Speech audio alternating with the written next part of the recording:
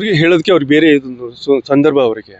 ಆಯ್ತು ಸ್ವಾಮಿ, ಹಿಂದೆ ಕುಂಭಮೇಳ ಆಯ್ತಲ್ಲ, ಕೋಟ್ಯಾಂತರ ಜನ ಬಂದ್ರಲ್ಲ, ಅವು ಬಹಳ ಸಿದ್ಧತೆ ಮಾಡ್ಕೊಂಡು ವ್ಯವಸ್ಥಿತ ಮಾಡಿದಾಗ ಅಲ್ಲೂ ಕೂಡ ಕಾಲ್ಗಿಚ್ಚಾಗಿ ಬಹಳಷ್ಟು ಅಮಾಯಕರು ಅಲ್ಲಿ ಕೂಡ ಜೀವ ತಕೊಂಡ್ರು. ಮೊನ್ನೆ ಕಾಶ್ಮೀರದಲ್ಲಿ ಏನಾಯ್ತು, ಪಾಲ್ಗಮ್ನಲ್ಲಿ ಅಲ್ಲಿ ಸುಮಾರಷ್ಟು ಜೀವನ ಗುಂಡಿಕ್ಕೆ ಕೊದ್ರಲ್ಲ, ಅವಾಗೇನಾಯ್ತು?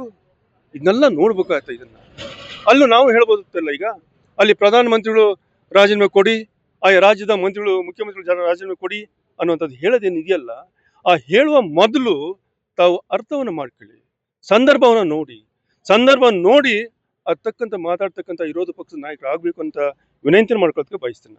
ಅದು ಪೊಲೀಸ್ ಅಧಿಕಾರಿಗಳು, ಪೊಲೀಸ್ ಸಂಬಂಧಪಟ್ಟದ್ದು ಮಾನ್ಯ ಮುಖ್ಯಮಂತ್ರಿಗಳು ಮತ್ತು ಗೃಹ ಮಂತ್ರಿಗಳ ಕೈಲಿರುವಂತದ್ದು. ಅದ್ರ ಬಗ್ಗೆ ಹೆಚ್ಚಿನ ಮಾತಾಡೋದು ಹೆಂಗ್ ತಪ್ಪ ಅಂತ ಹೇಳ್ತೀರಿ ನೀವು?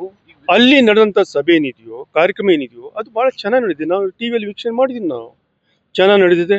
ಅಲ್ಲಿ ಯಾವುದೇ ಒಂದು ಗಲಾಟೆ ಆಗಿಲ್ಲ, ಏನಿಲ್ಲ. ಅಷ್ಟೊತ್ತಿಗೆ ಮಳೆ ಬಂತು, ಜನಗಳೆಲ್ಲ ಚಿದ್ರಾಗಿ ಅವ್ರು ಹೋದ್ರು. ಅಲ್ಲಿ ಯಾವುದೇ ಒಂದು ನೋವು ಆಗಿಲ್ಲ, ಏನೂ ಆಗಿಲ್ಲಲ್ಲ. ಇದನ್ನು ಮಾಡಿದ್ರೆ ಯಾರು? ಆ ಕ್ಲಬ್ಗೆ ಸಂಬಂಧಪಟ್ಟವ್ರು ಮಾಡಿರುವಂತಹದ್ದು. ಅವ್ರು ಕರೆದಿರ್ತಕ್ಕಂಥ RCB ಅವ್ರು ಕರೆದಿರ್ತಕ್ಕಂಥ ಕಾರ್ಯಕ್ರಮ ಇದು. ಅವ್ರು ಸಂಪೂರ್ಣ ಇರ್ತಕ್ಕಂಥ ಹೊಣೆ ಅವ್ರು ಹೊರಬೇಕಾಗ್ತದೆ.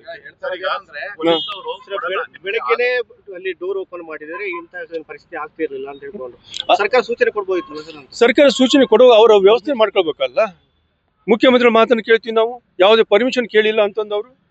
ಆ ರೀತಿಯಲ್ಲಿ ಯಾವುದೇ ಪರ್ಮಿಷನ್ ತಗೊಳ್ದೇನೆ, ಪೂರ್ವ ನಿಯೋಜಿತ ಸಿದ್ಧತೆ ಮಾಡ್ಕೊಳ್ದೇನೆ ಈ ತರ ಅಮಾಯಕರ ಬಲಿಯನ್ನು ತಗೊಂಡಿದ್ದವರು ಅವರು ಇದಕ್ಕೆ ಸಂಪೂರ್ಣ ಹೊಣೆಗಾರ ಅನ್ನೋಂತ ಮಾತ್ರ ಹೇಳಕ್ ಬಯಸ್ತೀನಿ. ಇಲಾಖೆಯವರು ಭದ್ರತೆ ಕೊಡಕ್ಕೆ ಆಗಲ್ಲ ಅಂತ ಹೇಳಿದ್ರು ಸಹಿತ ಅಷ್ಟು ಒತ್ತಾಯ ಮಾಡಿ ಆ ಕಾರ್ಯಕ್ರಮ ಮಾಡ್ಬೇಕು. ಈ ತರಾತುರಿಯಲ್ಲಿ ಮಾಡಿದಾರಲ್ಲ, ಅವ್ರು ಏನ್ ಹೇಳ್ಬೇಕು ನೀವೇ ಹೇಳಿ. ಅವ್ರು